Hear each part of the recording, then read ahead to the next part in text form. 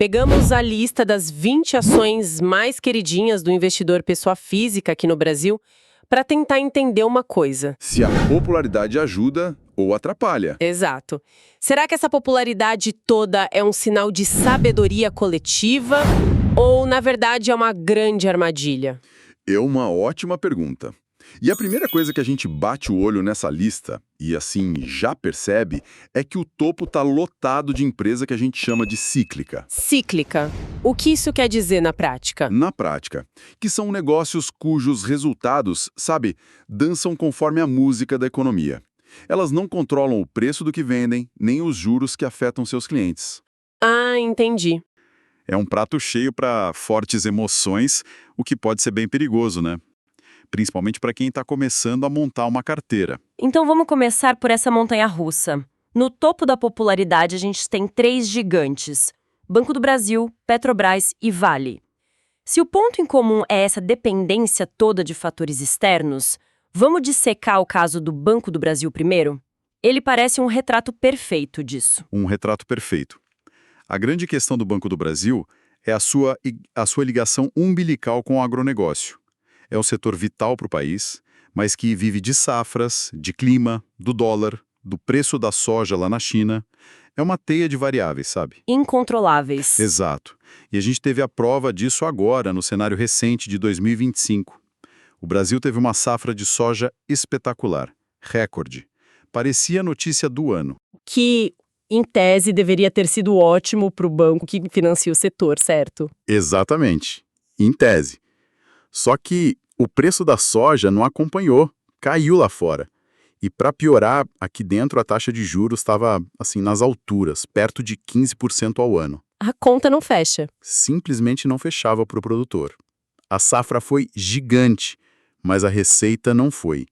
E com o custo do financiamento altíssimo, muitos não conseguiram pagar as dívidas. Imagino que um cenário desses seja devastador para os resultados.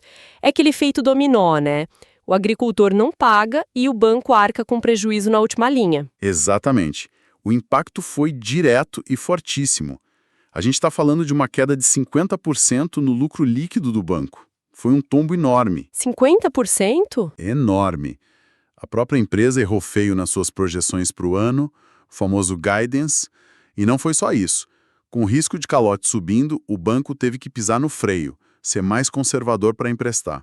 O resultado: perdeu participação de mercado no crédito rural, que caiu de 50% para 48%. E essa fatia foi para onde? Para mão de concorrentes como o Bradesco, que aproveitaram a brecha. Isso cria um quebra-cabeça para quem vai analisar a ação, imagino. Porque o lucro caiu, mas o banco continua sendo gigante. Como fica a avaliação? Você tocou no ponto central do dilema. Se a gente olha para o indicador muito usado, o preço sobre lucro, o PL, ele dobrou. Saiu de 5 para 10. Por essa métrica, a ação ficou cara da noite para o dia. Uau! Você olha outro indicador, o preço sobre valor patrimonial, o PVP, e ele está em 0,70. Ou seja, a empresa está valendo no mercado 30% a menos do que o seu patrimônio. O que historicamente sugere que está barata. Exato. Historicamente, isso é um sinal de que pode estar barata. Então, qual das duas métricas está certa? As duas estão certas, elas só contam partes diferentes da mesma história cíclica, sabe? O PL de 10 reflete um momento péssimo, o lucro atual que está deprimido. O PVP de 0,70 reflete o potencial de longo prazo, a ideia de que, quando o ciclo virar, o lucro normal do banco é muito maior. Mas precisa ter estômago para esperar essa virada. Muito estômago, porque ninguém sabe quando ela vem. Entendi. Então, o Banco do Brasil é refém do agro e dos juros. A segunda no pódio da popularidade, a Petrobras, parece seguir o mesmo roteiro, só troca a safra por outra variável, o preço do petróleo. O roteiro é idêntico. Para a Petrobras, a vida se resume a uma pergunta: qual vai ser o preço do barril de petróleo? A premissa básica é que a empresa é barata enquanto o barril estiver acima de $50, porque ela tem um dos custos de extração mais baixos do mundo. Ela é muito eficiente. Muito. O problema é que, além da volatilidade da commodity, tem a questão da gestão estatal, que historicamente faz o mercado exigir um desconto para ser sócio. É uma dupla camada de imprevisibilidade. E fechando o trio, a Vale. A mesma lógica, mas com o minério de ferro, correto? Exatamente a mesma lógica, talvez até mais intensa. A volatilidade nos lucros da Vale é, assim, absurda. É o tipo de empresa que pode ter um resultado trimestral histórico e 3 meses depois ver tudo virar pó porque o preço do minério desabou na China. É um investimento para quem pensa muito no longo prazo. Muito. 10, 20 anos para conseguir atravessar o ciclo sem pânico. Olhando o histórico de PVP dela, que fica na média entre 1,52 e 1,80, a ação não parece cara hoje. Mas, de novo, é uma aposta. Ok, o retrato do topo da lista é claro. São empresas que vivem numa montanha russa, dependendo de fatores que ninguém controla. Agora, o interessante é que, descendo um pouco no ranking, a gente começa a encontrar outro perfil de empresa. É como sair do cassino e entrar numa biblioteca. Vamos olhar esses nomes mais previsíveis. Essa é uma ótima analogia. E os primeiros nomes nessa biblioteca são BB Seguridade e Caixa Seguridade. Elas são os contrapontos perfeitos aos seus bancos controladores. Porque o negócio de seguros é mais estável. Por natureza, a receita é mais recorrente. Prova disso é que, enquanto o Banco do Brasil sofria com a crise no agro, o resultado da BB Seguridade foi muito menos impactado. Mas elas não têm nenhum ponto de atenção? Nenhum risco no radar? Tem sim. O principal é a dependência do resultado financeiro.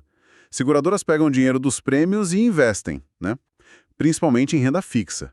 Com a nossa Selic nas alturas, esse resultado foi excelente. Mas a expectativa é de queda nos juros. Exato. A expectativa de queda dos juros para 2026 deve, sim, diminuir uma parte dos lucros delas. E mesmo com essa perspectiva, a avaliação delas ainda parece interessante? Com um PL abaixo da sua média histórica. E a Caixa Seguridade é talvez ainda mais previsível, porque ela domina o seguro habitacional. Na nossa visão, são duas empresas que, pela qualidade, deveriam estar bem mais acima no ranking de preferência. Falando em tranquilidade, outro nome que sempre aparece é Itaúsa. Muita gente vê a empresa como uma forma de investir no Itaú com um certo desconto.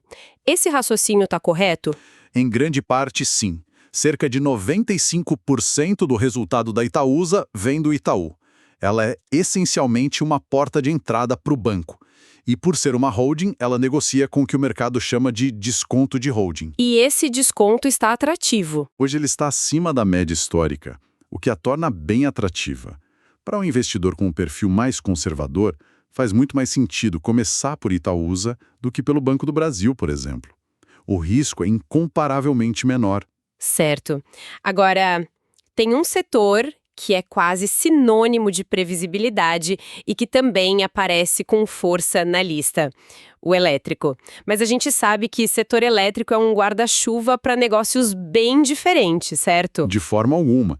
E a empresa mais popular dentro do setor, a Taesa, atua justamente no que é considerado filé mignon, a transmissão de energia. O mais seguro de todos. O mais seguro.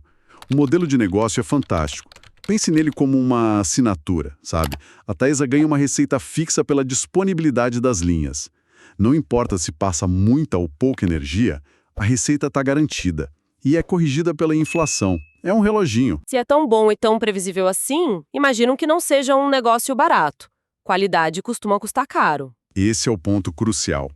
Taesa é de fato uma empresa de altíssima qualidade, com margens e rentabilidade superiores a outras do setor, como a ISA Energia. O problema? Ela raramente fica barata. Certo. E aqui tem um detalhe técnico que é uma armadilha. O lucro que você vê em portais de finanças é o lucro contábil, que não reflete o dinheiro que de fato entra no caixa. E qual é o que importa? O que importa é o resultado regulatório, é a fórmula que a ANEEL usa. E quando a gente olha por essa lente, que é a correta, o múltiplo PL dela sobe para 12 ou 13 vezes. Ou seja, ela é mais cara do que parece à primeira vista. Muito mais claro. E a CEMIG, que também está na lista? Ela atua mais na distribuição, que é um negócio diferente. Sim, a distribuição também tem receita previsível, mas não tanto quanto a transmissão. A CEMIG melhorou muito a gestão, os resultados são bem sólidos. O ponto de atenção é que o crescimento dos lucros é bem lento, algo na casa de 5% ao ano, e uma das ações dela. A preferencial. Isso, a preferencial. Não possui tag-along. E o que exatamente é o tag-along? A gente sempre ouve esse termo, mas o que ele significa na prática para o acionista? Na prática, tag-along é um direito de ir junto. É uma proteção. Se alguém comprar o controle da empresa, por lei, é obrigado a fazer uma oferta para comprar as ações dos minoritários pelas mesmas condições. A ação preferencial da CEMIG não tem essa proteção. Então o minoritário pode ficar para trás. Pode ficar para trás com uma ação que ninguém mais quer. É um risco que precisa estar no radar. Perfeito. Para fechar o setor, temos as geradoras, como Engie e Auren, também muito populares. A Engie é considerada a melhor geradora privada do país. Uma empresa com uma rentabilidade espetacular, um retorno sobre patrimônio acima de 20%. O ponto é que a geração é o segmento menos previsível. A energia é uma commodity, sabe? Já a Auren é um caso bem mais complexo. É uma empresa com uma dívida gigantesca. Peraí, mas se ela é de altíssimo risco, o que explica a popularidade dela? Seria a busca por um dividendo que parece alto no curto prazo, mesmo que insustentável? É uma ótima pergunta. Muitas vezes é a memória de dividendos passados que atrai, ou a esperança de uma grande virada. Mas quando olhamos a estrutura de capital da Auren, a dívida é enorme. O risco é gritante. É o tipo de ação que, numa análise mais fria, talvez não devesse estar numa lista de preferências de quem busca segurança. A lista ainda tem outros nomes interessantes. A WEG, por exemplo, é quase uma unanimidade, né? É aquela empresa que todo mundo que estuda o mercado fala, se cair, compre. Exatamente. A WEG é um ponto fora da curva na Bolsa Brasileira. A rentabilidade do negócio é incrível, muito acima da média. E por ser tão boa, ela raramente fica barata. É normal ver a ação negociando a múltiplos altos, tipo 30 vezes o lucro. Então toda queda é uma oportunidade. Historicamente, sim. É o caso de preço justo por uma empresa maravilhosa. E temos duas gigantes industriais também, Klabin e Gerdau. No caso da Gerdau, a gente tem uma história parecida de preço baixo, mas o problema dela é outro, né? É a concorrência. Sim, a Gerdau está muito barata se olharmos seu valor patrimonial. Mas ela está num setor, o de aço, que enfrenta uma competição esmagadora principalmente da China. É um investimento muito mais tático. Já a Klabin é um caso fascinante. O que tem de tão fascinante nela? Apesar do endividamento alto, ela tem uma receita bem diversificada que dá uma certa estabilidade. Mas o ponto que chama atenção é a avaliação. Hoje, a empresa vale no mercado uns 23 bilhões de reais. Só que ela tem uma projeção de gerar um caixa operacional, o EBITDA, de 8 bilhões por ano a partir de 2027. Nossa! Se você compara o valor de mercado atual com essa capacidade de gerar caixa no futuro próximo, ela parece potencialmente muito, muito barata. Interessante. Para fechar, a análise que usamos como base aponta uma ausência, que é um grande mistério na lista, a Odontoprev. Por que a ausência dela é tão estranha? É muito curioso e diz muito sobre a mentalidade do investidor pessoa física no Brasil. O Odontoprev é o oposto da montanha-russa. É um negócio extremamente conservador, previsível, líder de mercado, boa pagadora de dividendos e ainda controlada pelo Bradesco. O pacote completo da previsibilidade. O pacote completo. No entanto, quando a gente olha a base de acionistas, menos de 5% das ações dela em circulação estão nas mãos de pessoas físicas. O que nos leva de volta à nossa pergunta inicial. Exatamente. Levanta uma questão fundamental. Por que o foco está tão concentrado em empresas cíclicas, de alto risco, enquanto um negócio redondo, previsível, de alta qualidade como esse é amplamente ignorado? Parece que a busca pela grande porrada, sabe, fala mais alto do que a estratégia de construir patrimônio tijolo por tijolo. Recapitulando, então, a lista das ações mais populares revela uma preferência quase perigosa por empresas de alta volatilidade.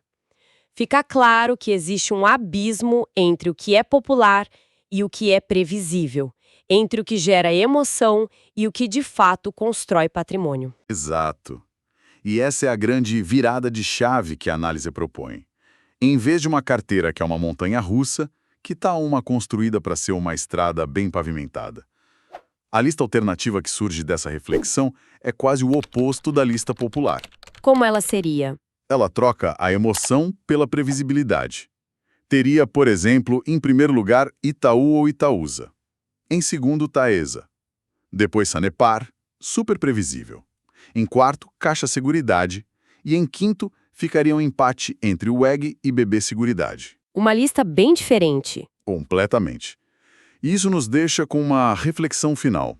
Uma carteira de investimentos deve ser construída seguindo o que está na moda ou com base numa estratégia clara que se alinhe com a busca por mais tranquilidade. A popularidade, como vimos, raramente é um bom indicador. A pergunta que fica é: o que se está buscando? É adrenalina ou construção de patrimônio? Porque os dados mostram que os dois caminhos raramente se cruzam. Esse é um panorama sobre as ações preferidas do investidor brasileiro. Olha, uma análise das 20 ações mais buscadas mostra uma coisa bem clara. A galera prefere empresas cíclicas, sabe? Aquelas que podem ter mais risco e volatilidade, especialmente para quem está começando. Primeiro, essa atração toda por empresas de ciclo. No topo da lista, a gente vê gigantes como Banco do Brasil, Petrobras e Vale. Pensa só no Banco do Brasil. Negociado hoje na casa dos R$ 22,00. O lucro dele caiu bastante, o que faz o indicador preço-lucro parecer meio alto, sabe? Meio caro. Mas, por outro lado, o preço sobre valor patrimonial de 0,70 sugere que pode estar barata. Fica aquela dúvida, né? Segundo, parece que as opções mais seguras e previsíveis são meio subestimadas. Empresas como Itaúsa e BB Seguridade também aparecem na lista. Itaúsa, por exemplo, é como comprar Itaú com desconto e é bem mais previsível que o Banco do Brasil. E a BB Seguridade, mesmo sendo ligada ao Banco do Brasil, tem seus resultados mais protegidos por causa da natureza do negócio de seguros. E por último, tem qualidade e complexidade na lista também. Tem a WEG, uma empresa excelente, mas que o mercado topa pagar caro, negociando a mais de 30 vezes o lucro. E do outro lado, um caso como a Klabin, uma empresa centenária, com dívida alta, mas que, segundo projeções da própria empresa, pode estar muito barata se a gente olhar o potencial de caixa dela a partir de 2027. Resumindo, o investidor pessoa física foca muito em commodities e estatais, mas existem ótimas oportunidades e negócios mais previsíveis que merecem atenção. Esse estudo não constitui nenhum serviço de análise ou recomendação. Este é um mercado de renda variável, bolsa de valores onde o risco é inerente. Toda e qualquer decisão é de cada investidor. Um abraço e até a próxima.